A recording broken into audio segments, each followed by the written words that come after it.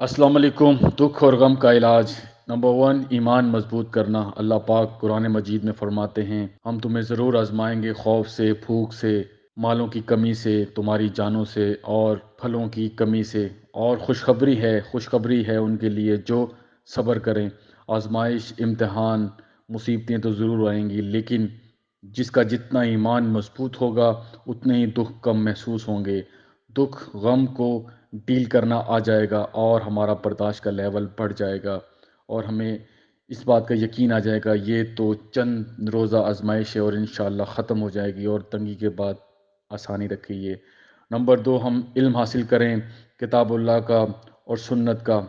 अल्लाह पाक के नबी की तालीमात का हम इल्म हासिल करें और अपने इल्म को बढ़ाते रहें। यकीनन किताबुल्लाह के साथ ताल्लुक़ ज़ख्मों को हील करता है, हिदायत, रहमत और शिफा का बायस है।